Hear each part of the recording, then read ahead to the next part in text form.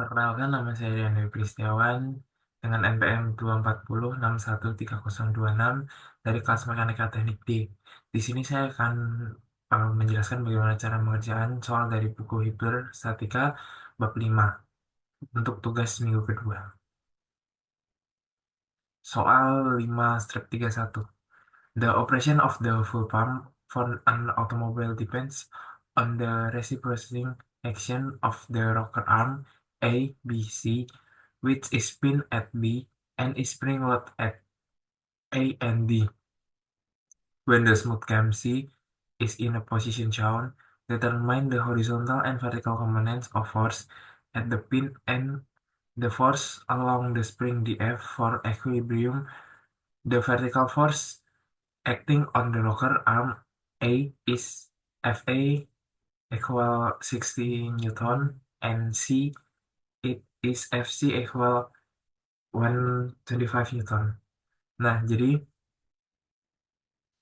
ini konsepnya itu seperti jungkat-jungkit dengan titik tumpu, titik pusatnya itu di B.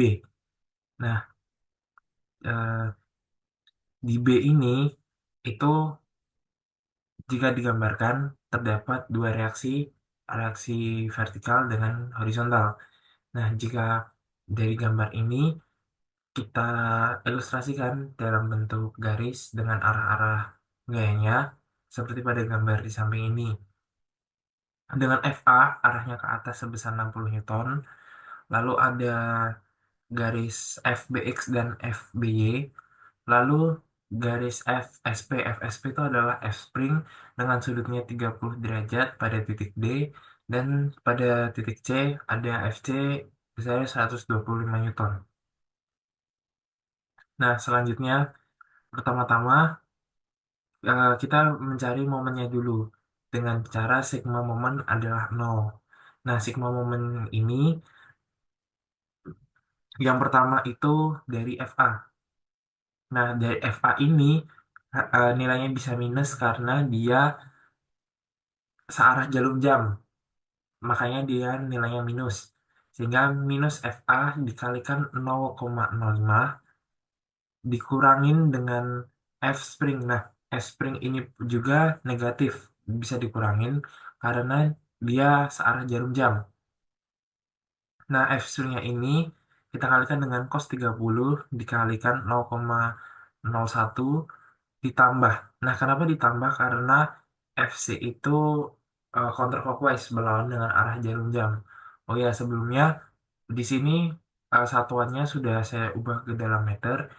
Itulah kenapa uh, satuannya 0,05, 0,01, dan 0,03. Nah, selanjutnya tinggal kita masukkan besaran nilainya masing-masing sehingga didapatkan negatif 60 dikali 0,05 dikurangin F spring cos 30 dikalikan 0,01 ditambah 125 dikalikan 0,03 menghasilkan nilai F springnya adalah 86,6 Newton. Selanjutnya, kita bisa mencari sigma Fx sama dengan 0.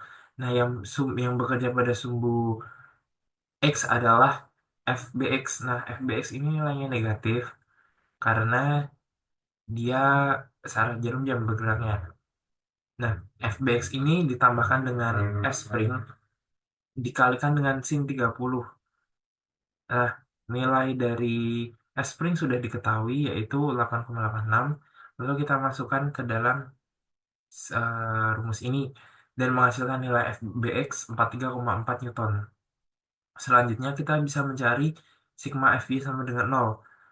Nah, yang bergerak yang bekerja di sumbu Y itu ada FA.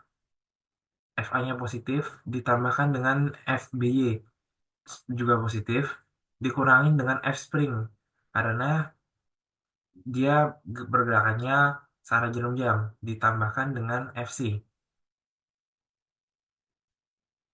Lalu kita masukkan angka-angkanya menghasilkan nilainya FBY sama dengan negatif 110 Newton. Nah, tadi seperti sebelumnya saya menggambarkan arah FB-nya ini adalah ke atas.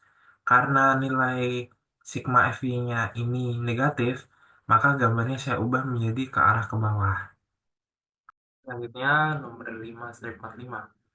The man used the hand truck to move material up the step.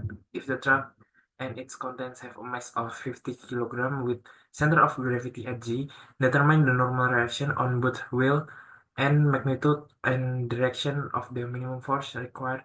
The grip B need to like the road. Nah, untuk soal ini pertama-tama kita bikin diagram beda bebasnya, arah-arah gayanya itu kemana. Saya gambarkan seperti pada gambar di samping ini. Nah, lalu langkah selanjutnya kita dapat mencari sigma FV-nya. Sigma FV sama dengan 0. Nah, yang bekerja di sumbu Y itu ada B ke arah Y dan juga eh, gaya berat, massa kali gravitasi. Dengan nilai BY sama dengan nilai W. W-nya adalah 50 dikalikan 9,81. Jadi nilai B-nya adalah 490,5 Newton. Nah, selanjutnya kita cari momennya. Nah, nilai momennya itu seperti pada rumus yang sudah saya tuliskan. Bx sin 60 dikalikan 1,3 berdasarkan jarak yang ada pada soal ini dikurangi dengan bx cos 60 dikali 0,1 dikurangin bx cos 30 dikali 0,1 dikurangin by sin 30 dikali 1,3 dikurangin W sin 60 dikali 0,5 ditambah W cos 60 dikali 0,4 sama dengan 0.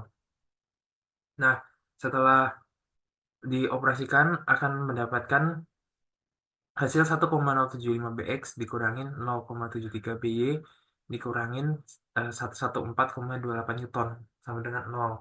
Lalu karena nilai By sudah ditemukan 490,5 Newton, lalu dimasukkan ke dalam persamaan dan akan menghasilkan nilai Bx 439,39 Newton. Nah, untuk mengetahui berapa nilai B-nya, kita menggunakan akar. Akar dari 439,39 Newton kuadrat ditambah 490,5 Newton kuadrat. Dan dihasilkan nilai 658,5 Newton itu gaya yang bekerja pada B. Selanjutnya untuk arah gayanya, kita bisa menggunakan tan theta. Tan theta sama dengan BY per BX.